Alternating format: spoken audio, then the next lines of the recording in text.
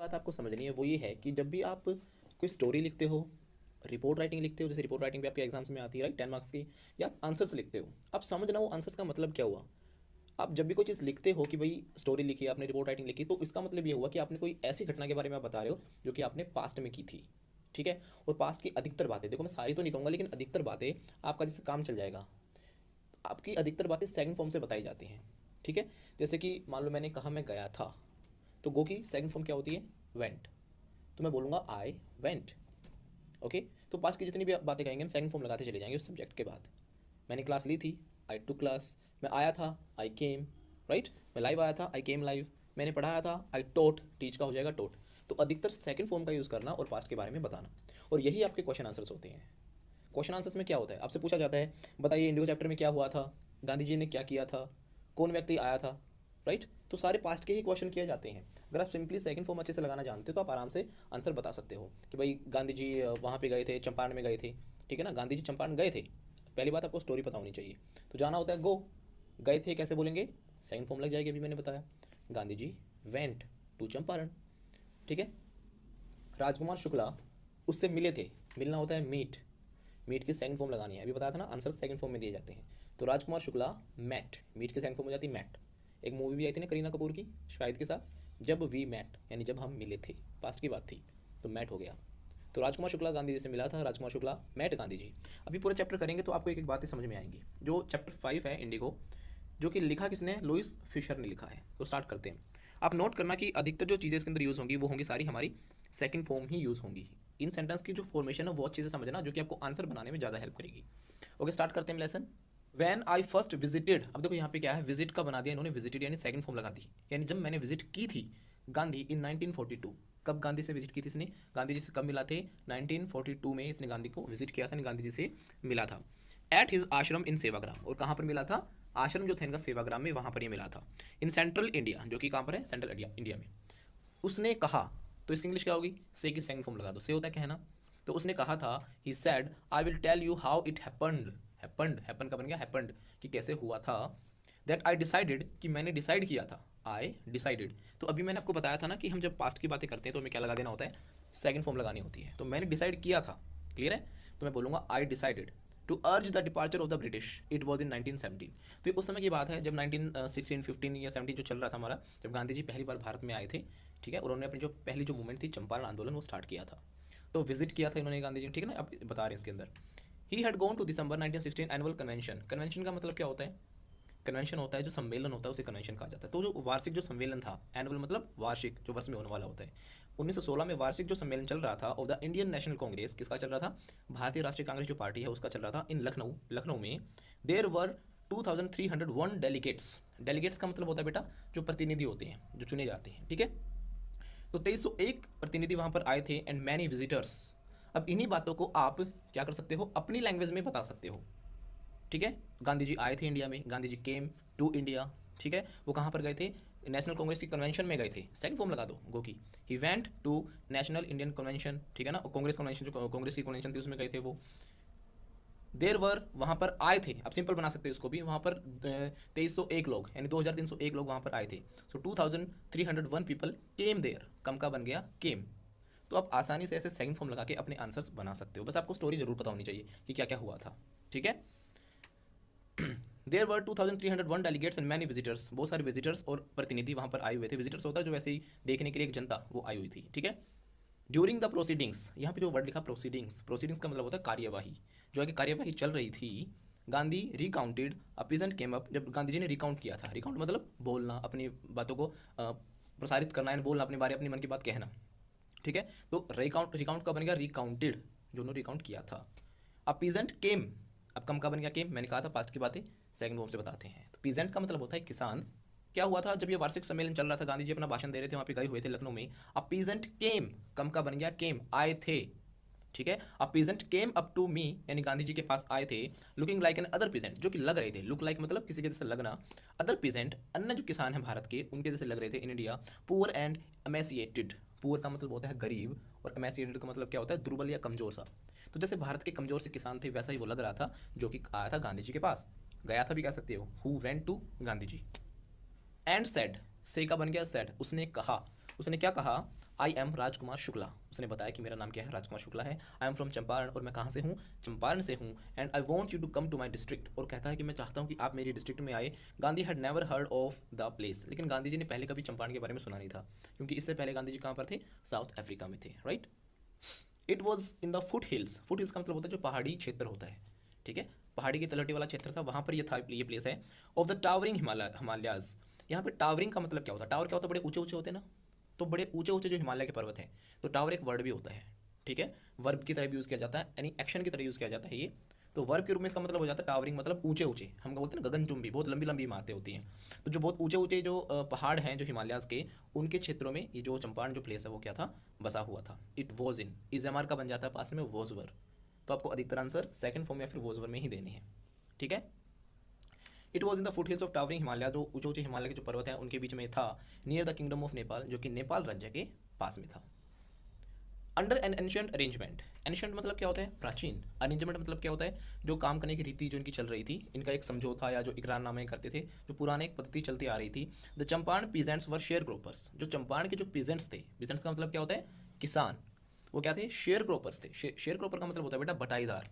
ये किसान ही होते हैं, ये वो किसान होते हैं जो कि दूसरे की ज़मीन पर काम करते हैं, तो इनकी जो जितने भी उपज पैदा करते हैं उसका आधा आधा हिस्सा बांट लिया जाता है, यानी जिसकी ज़मीन होती है आधा हिस्सा वो ले लेता है, और जो खुद अपना उगाता है बोता है वहाँ पे अपना, वो क्या करता है, आधा हिस्सा उसका होता है। तो यानी आधी फसल तो बेचारों की वैसे चली जाती थी, क्योंकि ना तो खुद के पास ज़मीन थी, ठीक है, और आधी फसल इनके जो मालिक थे वो ले लेते थे।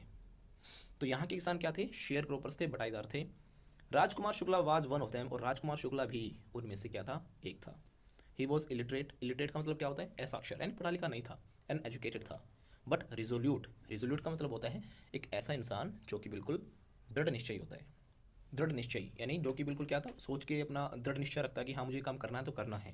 ही हैड कम, यहाँ पे ही हैड, अगर हैड में कन्फ्यूजन तो हैड को छोड़ो, अब सीधा बता दो वो आया था। He came to Congress session, second form लगा के बोलेंगे, वो आया था।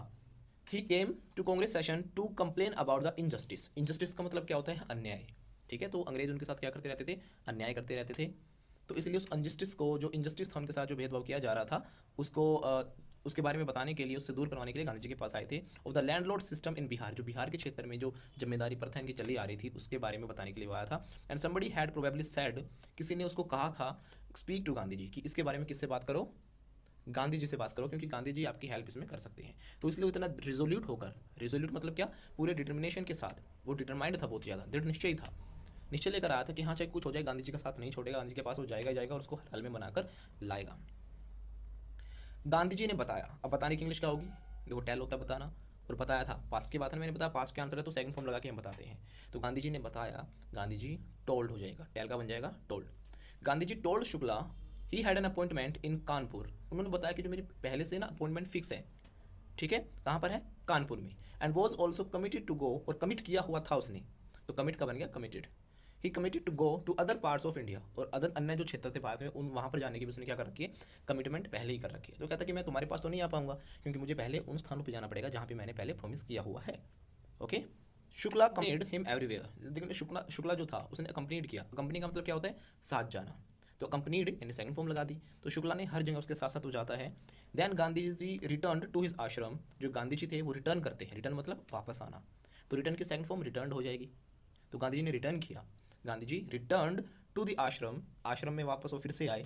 For weeks he never left Gandhi ji side, लेकिन कुछ वीक जो थे वो बीत गए, passed away, some weeks passed away, खुद भी अपने सेंटेंस बना सकते हो, सम वीक्स पास्ड अवे, लेकिन उसने ही डिड नॉट, या तो डिड नॉट बोलोगे, लेकिन एक चीज़ समझना, जब हम नेगेटिव सेंटेंसेस बनाते हैं ना तो फर्स्ट फॉर्म लगती है डिड नॉट के साथ, कोई काम किया था तो सेकंड फॉर्म लगा दोगे, और नहीं किया था तो डिड नॉट और वर्ब की first form.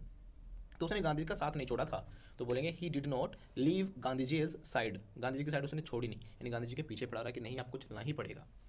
Fix a date he bagged, उसने कहा कि एक डेट फिक्स करिए। ही बेग्ड, वैसे बेटा बैग का मतलब क्या होता है, बैग मतलब भीख मांगना होता है, ठीक है, लेकिन यहाँ पर बैग का मतलब क्या है, रिक्वेस्ट करना। उसने बार बार रिक्वेस्ट की कि आपको क्या करना पड़ेगा, आपको एक डेट तो फिक्स करनी ही पड़ेगी, तो बैग का हो गया बैग्ड, उसने रिक्वेस्ट की। इम्प्रेस्ड बाय द शेयर कॉर्पर्स टिनेस्टी, टिनेस्टी का मतलब होता है दृढ़ता, संकल्प, उसकी जो डटा हुआ था अपनी बात के लिए, तो उसकी टेनेसिटी देखकर and the story Gandhi ji said, तो ये सब कुछ जानने के बाद, उसकी स्टोरी जानने के बाद और उसकी दृढ़ता देखकर, ठीक है, गांधी जी ने कहा, तो सही का बन गया said.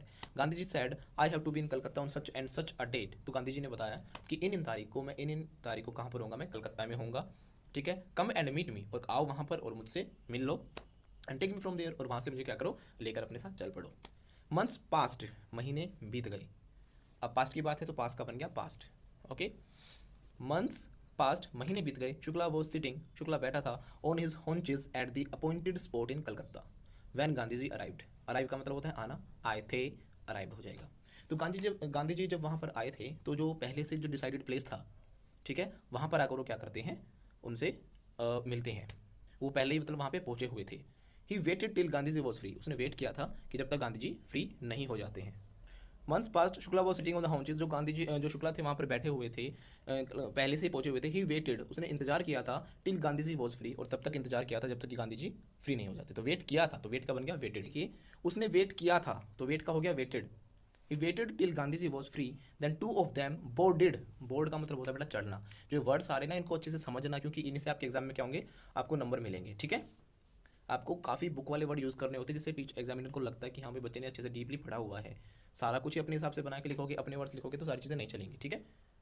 Then two of them boarded, board का मतलब होता है चढ़ना, तो चढ़ गए थे, पास्ट की स्टोरी बता रहे हैं। बोर्डेड अ ट्रेन, ट्रेन में चढ़ गए थे, for the city of Patna, Patna के लिए, इन बिहार, बिहार के लिए। There Shukla led him, lead का बन गया लेड, ले जाना, led him to the house of lawyer named Rajendra Prasad, who later became, बने थे, बिकम का हो गया became, became president of Congress party, जो कांग्रेस पार्टी के बने थे, क्या बने थे, president of the Congress party and of India, Bharat के क्या बने थे वो, प्रेसिडेंट बने थे, कांग्रेस पार्टी के भी बने थे और भारत के प्रेसिडेंट भी कौन थे, हमारे डॉक्टर राजेंद्र प्रसाद, ठीक है। तो उसके घर पे लेके गया था, लीड होता है ले जाना, और लीड की सेकंड फॉर्म क्या हो जाएगी, led. He led Gandhi ji to the house of doctor Rajendra Prasad, लेके गया था। तो अपने आप सेकंड फॉर्म लगा लगा के सेंटेंसेस ऐसे बना सकते हो, क्लियर है। आगे देखती है। Rajendra Prasad was out of town, लेकिन उस समय क्या था, जो राजेंद्र प्रसाद थे वो शहर से बाहर गए हुए थे। But the servants knew, no का मतलब होता है जानना, जानते थे, तो न्यू हो जाएगा सेकंड फॉर्म।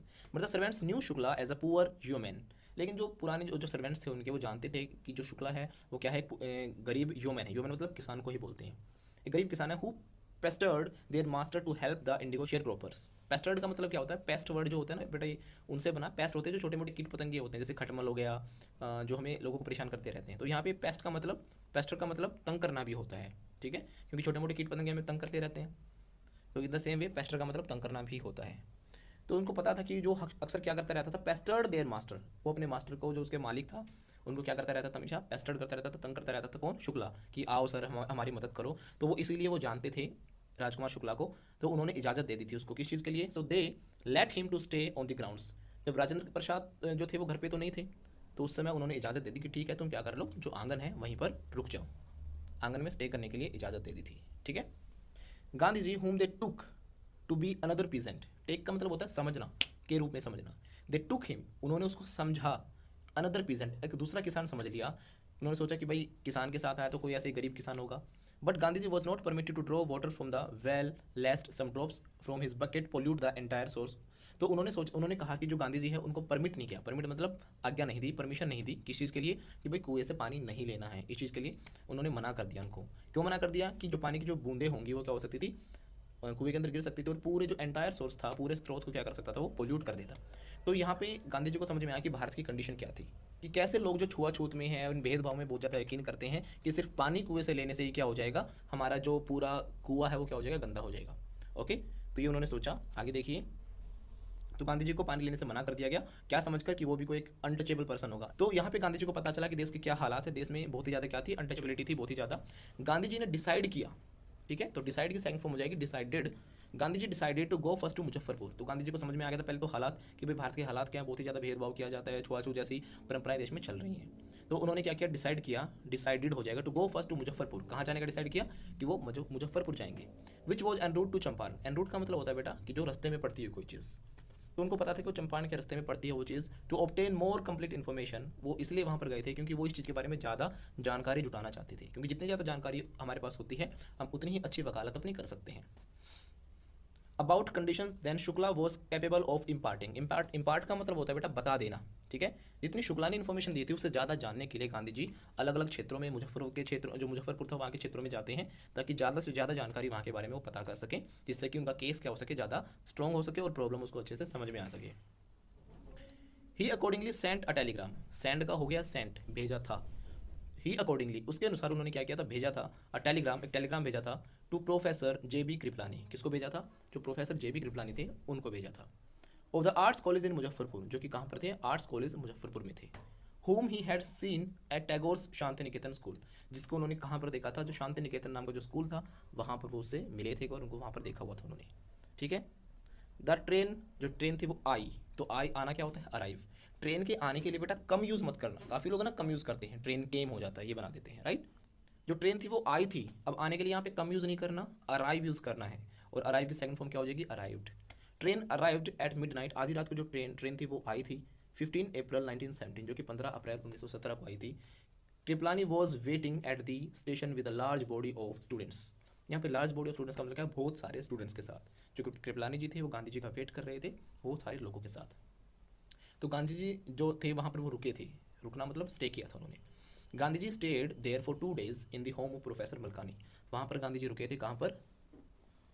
जो मलकानी प्रोफेसर हैं उनके घर पे रुके थे। A teacher in a government school, जो कि एक टीचर थे एक सरकारी विद्यालय में उस समय।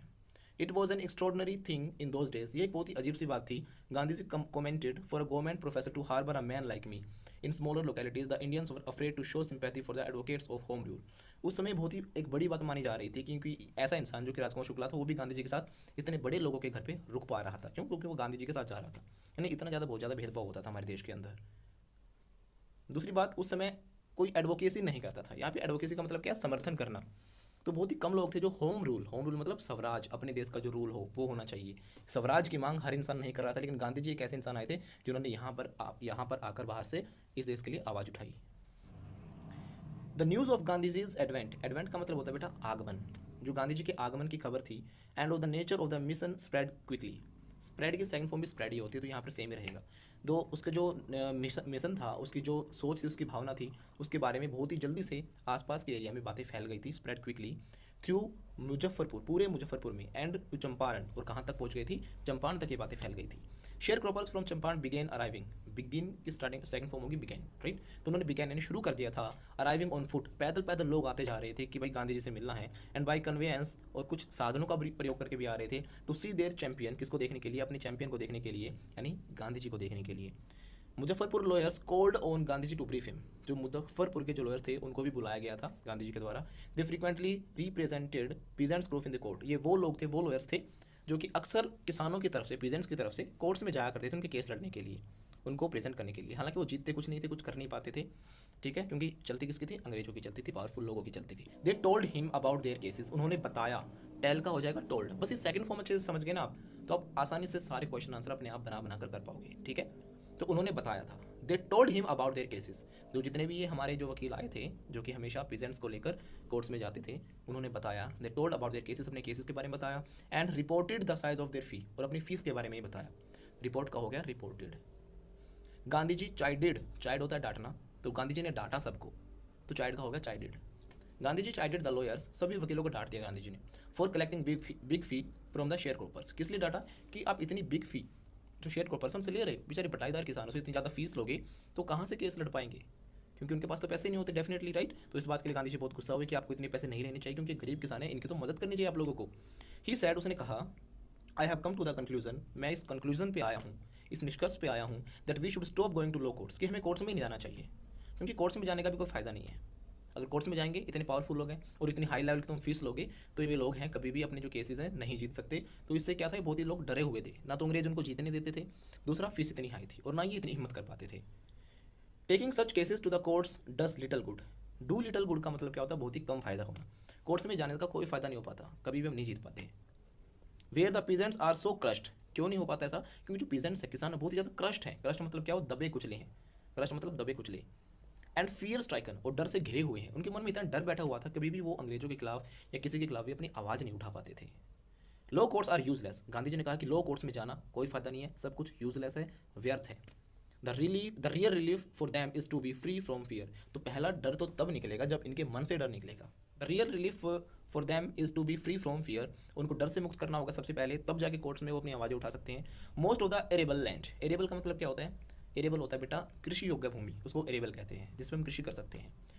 Most of the arable land in the Champaran district में was divided into large estates owned by the Englishman, अलग अलग जागीरों में बांटी गई थी, जो कि ओन्ड, ओन मतलब होता है मालिक होना, owned by the Englishman, second form लग गई, जो कि इसलिए इंग्लिशमैन जो थे, अंग्रेज थे, उन्होंने क्या कर रखा था, उन पर अपना हक जमा रखा था, उन्होंने कब्जा कर रखा था। And worked by Indian tenants, जो और भारतीय जो किराएदार होते थे वो इनके ऊपर क्या करते थे, काम करते थे। तो वर्क का हो गया बेटा वर्कड, किया जाता था काम। ज़मीनें किसानों की थी और काम कौन करते थे, गरीब जो हमारे किराएदार होते थे या छोटे मोटे जो किसान होते थे वो करते थे। The chief commercial crop was Indigo, और जो चीफ जो सबसे ज़्यादा अच्छी जो कमर्शियल कमर्शियल मतलब जिसमें हम बेचकर पैसा कमा सकते हैं, व्यापारिक फसल थी वो क्या थी, इंडिगो थी, नील की खेती थी। The landlords compelled all tenants, और जो लैंडलॉर्ड थे वो कंपेल्ड करते थे, कंपेल मतलब होता है विवश करना, मजबूर करना, उनको उनके ऊपर दबाव डालते थे, तो कंपेल का हो गया कंपेल्ड। ऑल टेनेंट्स जो छोटे मोटे किराएदार किसान होते थे उनको दबाते थे। टू प्लांट देयर 20, वो कहते थे कि उनको कितना करना पड़ेगा, लगभग 20 जो है जो हिस्सा था उसका, और या फिर 15% ऑफ देयर होल्डिंग्स, जो उनकी जोत थी, होल्डिंग मतलब होता है उनका जो हिस्सा या जोत जिसे हम कहते हैं, उसका 15% उसको उगाना पड़ता था विद इंडिगो, और इंडिगो के साथ उगाना पड़ता था। And surrender the entire indigo harvest as rent, और बाकी जितनी भी जो उनकी वो थी फसल थी, क्रॉप होती थी, उसको सरेंडर करना पड़ता था, रेंट के रूप में, किराए के रूप में उनको देना पड़ता था। This was done by long term contract, और इसके लिए एक लंबा कॉन्ट्रैक्ट कर दिया जाता था फाइनल, कि हाँ भाई ये कॉन्ट्रैक्ट है, इसके अनुसार आपका काम होगा, अगर नहीं कर पाते हो तो मत करो। तो लेकिन मजबूरी में गरीब किसानों को क्या करना होता था, इन पर काम करना पड़ता था। This was done by a long term contract, तो एक लंबे कॉन्ट्रैक्ट के साथ उनको बांध दिया जाता था, ताकि उनकी आने वाली पीढ़ियाँ हैं वो भी मजबूरी में वहीं पर उसी कर्ज को उतारती रहे हमेशा। ठीक है, तो ये सिस्टम चल रहा था, यानी किसानों को बहुत ही बुरी तरह क्या किया जाता था, उस समय दबाया जाता था। इससे आगे हम कल लाइव में पढ़ेंगे, आज इतना ही।